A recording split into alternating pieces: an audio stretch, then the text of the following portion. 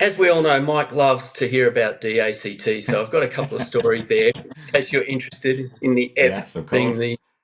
the fighter part of the F-111. I know that some of you will probably shake your heads, but one thing we always did in the RAAF, I think, similarly in the RAF, was we did a lot of common training with. So, regardless of whether you went to, in our case, F-18s or F-111s, we all did an introductory fighter course where you learnt basic fighter manoeuvres as well as air to ground before going on to our operational types.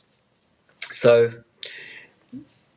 everybody wants to be a fighter pilot, and the first chance I ever got, believe it or not, was against the F3. It was in Malaysia, and my nav and I think we may have been the youngest crew in the world at the time. We were both 21. We flew from Butterworth across to the east coast of Malaysia, and British Aerospace at the time were trying to sell the Tornadoes, both the air-to-ground GR4 and the F3, to the Malaysian Air Force. And so they were over there as well.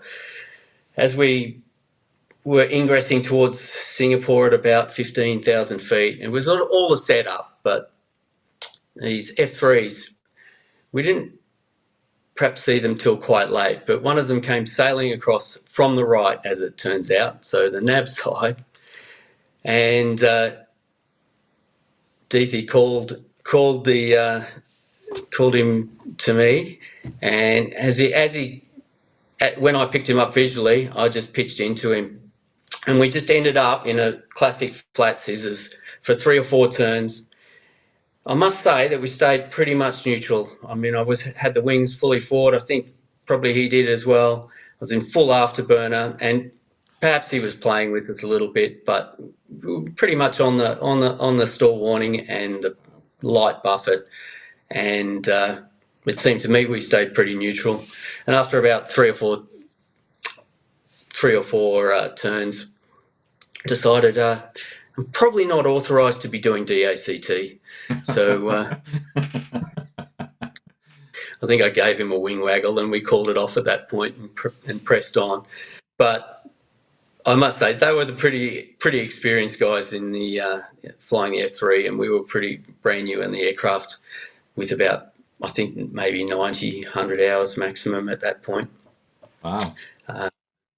So that was a lot of fun. And did you have a debrief at the end? Or did you call the F3 guys and have a chat, or was it that's it? I don't think so. It was very much separate. Those IADS exercises in Malaysia were pretty canned. You had to be within about 2 minutes of all your turn points, and right. That meant that they could send the fighters out to meet you. It was a training of the whole system itself. So it wasn't really what we do, in real life. So in this case, we were doing what was called a probe into Singapore, and they were probably getting vectors from ground control to us. The other time, I ended up in a bit of a furball over Malaysia was with a couple of Malaysian Hawks, and it was a similar sort of scenario. We were come across the mountains there back towards south of Butterworth, aiming towards Ipoh, and we picked up visually on my side this time. I picked up a pair of Hawks. We were about 10,000 feet, and I was in a G model, which is great because it had a bit more thrust, a couple of thousand pounds per engine. So as soon as I saw them, again, pitched into them, probably about 5G, but had a service limit of 4. But as long as you didn't pull 5.5 and clicked over that fatigue meter, you generally wouldn't get in trouble at the end. But I was on the buffet, managed about 720 degrees with them in turns, so 2 full turns, but they were gaining angles generally just as we progressed.